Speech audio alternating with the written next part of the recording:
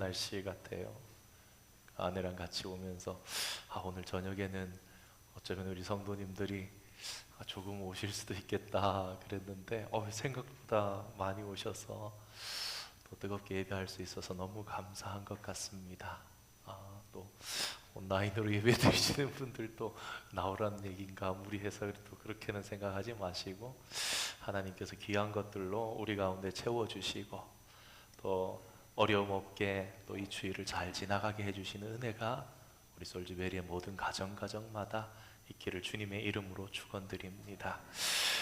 흔히 현대 시대를 첨단 과학의 시대라 그렇게 말합니다. 과학 기술이 그야말로 최고의 수준에 이르렀다는 말입니다. 이 말을 가장 잘 대변해 주는 기계 중에 하나가 다들 하나씩 가방에 손에 가지고 계신 스마트폰이 아닐까 합니다. 요즘 휴대폰이 도대체 왜 이렇게 비싸냐, 그런 분들이 더러더러 계십니다. 전화기가 이렇게 비쌀 일이냐, 심지어 최신형 컴퓨터보다 더 비싸다, 혀를 내두르는 분들이 계십니다. 그렇게 다들 느끼실 겁니다. 몇 년 전만 해도 몇백 불이었는데 어느덧 좋은 새 기계는 1,000불 그러더니 요새는 1,500불, 2,000불 가까이 그렇게 하는 핸드폰도 있다고 합니다. 그게 정말 비싸도 너무 비싸죠. 오히려 PC 가격은 조금씩 떨어지는 것 같은데, 그런데 여기 그럴 만한 이유가 있다고 합니다. 요즘 출시되는 스마트폰들은 모두 호주머니에 쏙 들어갈 정도로 그 크기는 굉장히 작으면서, 그런데 그 성능은 미 항공 우주국 나사가 초창기에 로켓을 우주로 쏘아 올릴 때 사용했던 나사 직원들의 컴퓨터 수준이 아니라 그때 당시에 나사에 있던 슈퍼컴퓨터보다 훨씬 더 좋은 성능이라고 합니다. 사실 다 활용을 못해서 그렇지 정말 무궁무진하게 쓸 수 있는 거죠. 우리들 같으면 그냥 인터넷 되고 뱅크 되고 카톡 정도 되면은 그냥 일반 전화기 정도면 되겠는데 싶습니다. 드론이나 다양한 로봇 기술도 굉장히 발달을 이루고 있습니다. 특히 최근 드론 먼 거리에서 띄어서 원격 조종을 해서 참 원하는 목표를 공격하는 기술이 수년 사이에 엄청나게 발달했습니다. 예전에 드론은 미국의 드론 같은 거 보면 한 7m 정도 됐대요. 그러니까 그게 우리가 생각하는 쿼드콥터의 드론이 아니라 비행기처럼 생긴. 그래서 진짜 그 에어포스에 소속되어 있는 조종사들이 비디오 게임을 하듯이 그렇게 했는데, 그 드론이 좀 그래도 작은 소형 비행기 정도 되는 그런 크기였다고 합니다. 그런데 잘 아시는 것처럼 최근에 우크라이나 러시아 전쟁 가운데 드론이 아주 활용적이고 그 수년 사이에 또 엄청나게 기술이 발전하고 있고, 또 세계 각국은 이 러시아와 우크라이나의 전쟁을 보면서 우리도 빨리 드론 기술에서 처져서 안 되겠다, 그런 마음들을 가지고 있습니다. 자칫 잘못하다가는 이 전쟁의 판도가 바뀔 것 같습니다. 그래서 그런지 한 2, 3년 전부터는 일반인이 구입할 수 있는 그 드론에다가 유심칩을 끼워서 연결할 수 있는 그런 어댑터를 만들어 가지고 한 2, 300불에 파는 거를 봤습니다. 실험을 하는 거에 사람들이 사서 유튜브에 내가 서울에서 조종기를 킬게, 부산에 있는 사람이 유심칩 그걸 탁 해가지고 드론을 탁 켜는 거예요. 그러면은 전화기 통신을 가지고 드론에 있는 카메라가 4K로 찍은 영상이 조종기에 있는 액정에 보이는 거예요. 그러면서 서로 파워를 온 해가지고 켜고는 서울에 있는 일반인이 부산에 있는 일반 취미가랑 같이 이렇게 합동을 해가지고 드론을 띄워서 원하는 것을 하는 것을 봤습니다. 그러니까 마음만 먹는다면 사실은 지금 로밍도 되고 그런 기술 아닙니까? 얼마든지 한국에서 워싱턴까지 그 거리를 날아가는 게 아니라 이제는 얼마든지 협력해서 그런 시대 가운데 살아가는 것 같습니다. 과학의 발달로 현대인들은 그야말로 예전에는 해보지 못했던 경험을 하고 있습니다.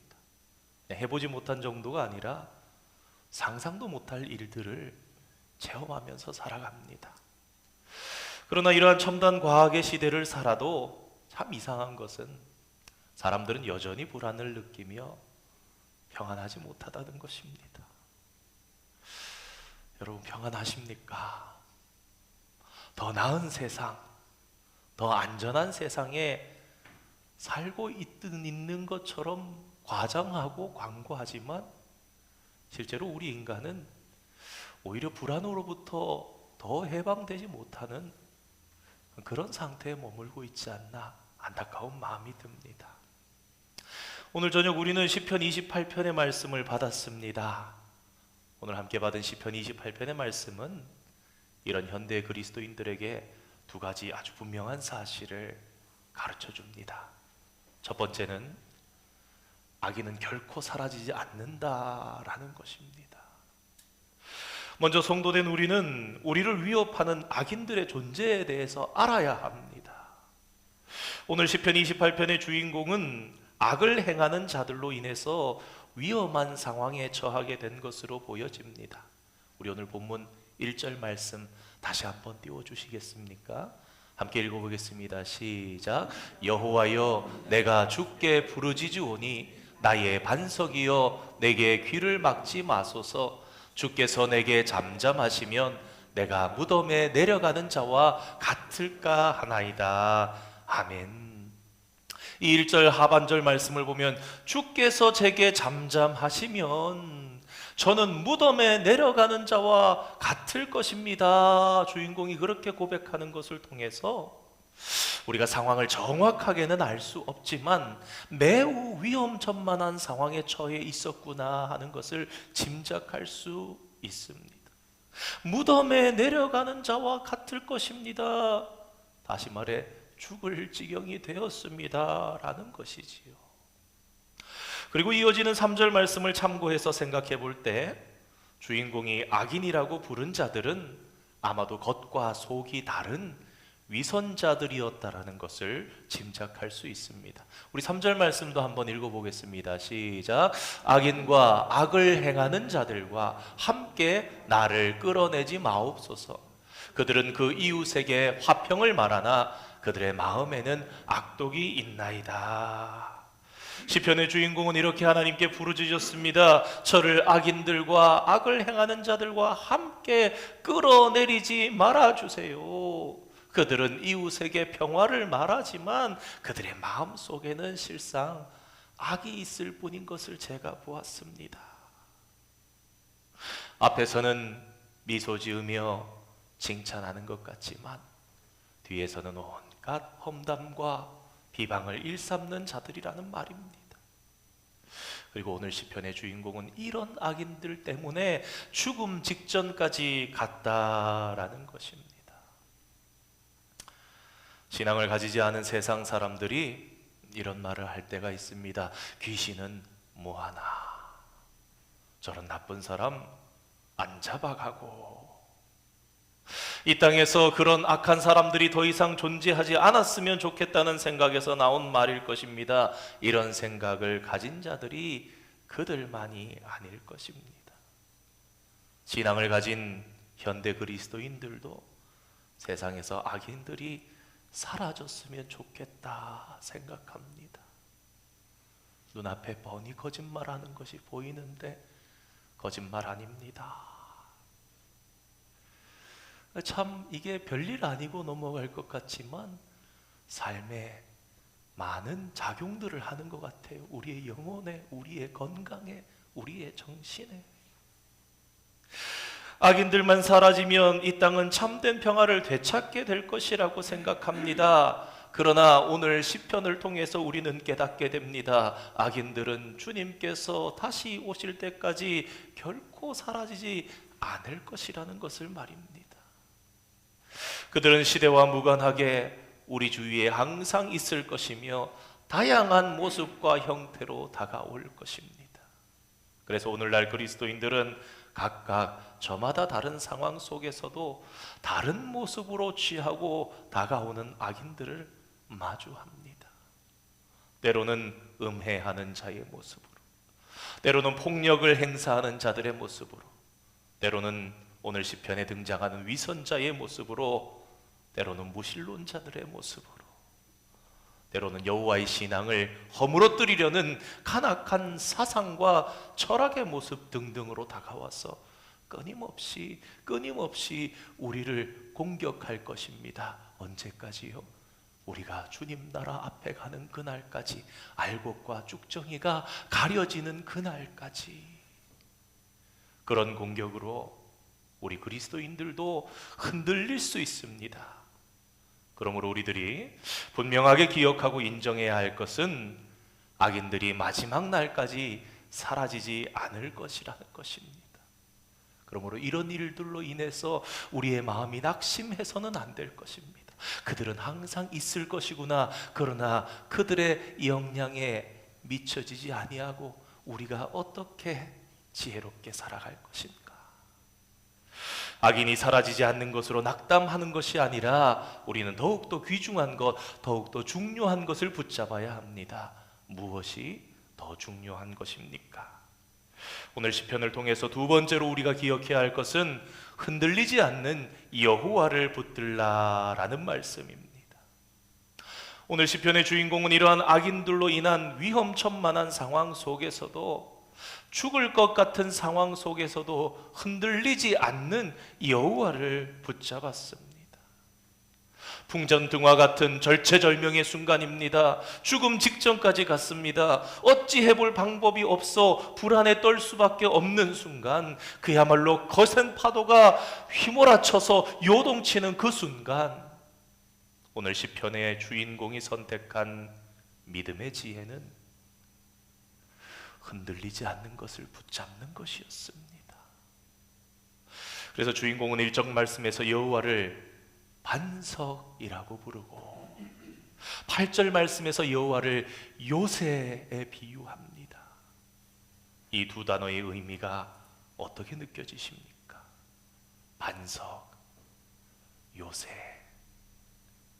둘 다 흔들리지 않는 튼튼함, 요동치지 않음.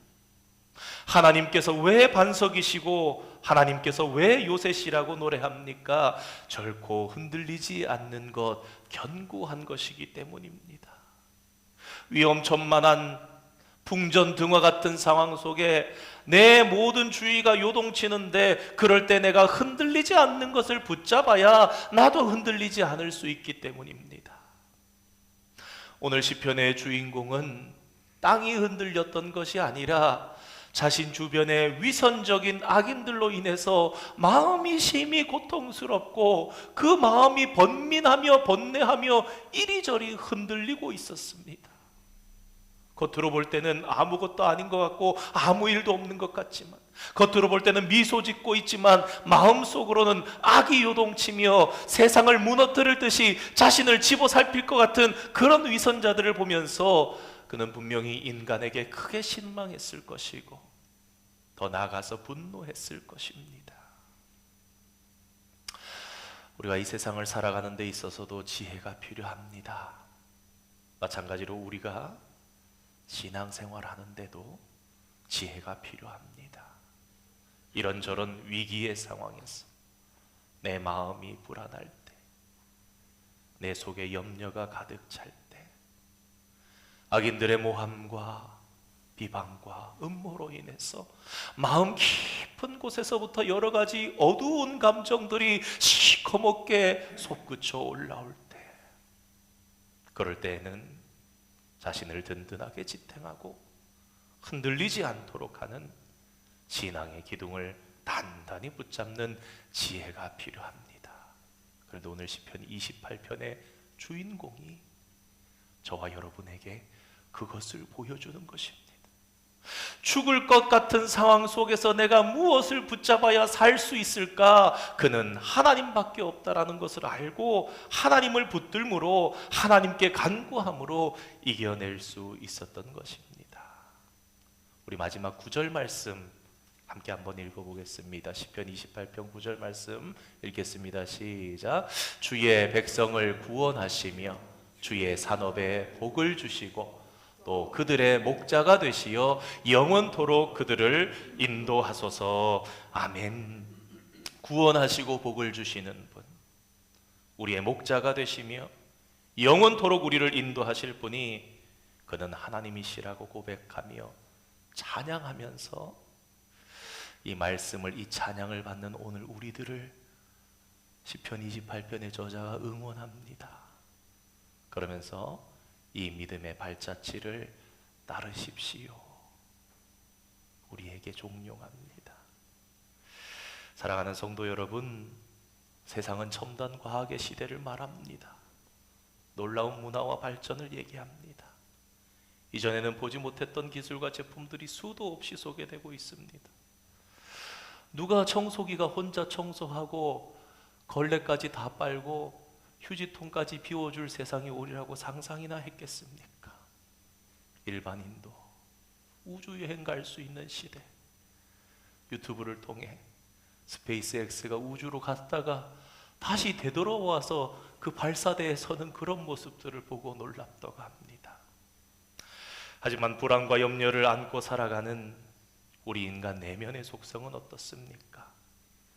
예나 지금이나 크게 달라지지 않았습니다. 아니, 오히려 예전보다 더 불안하고 더 염려를 안고 사는 것 같습니다. 전문가들도 시간이 갈수록 잘 모르겠다고 말하는 것 같습니다.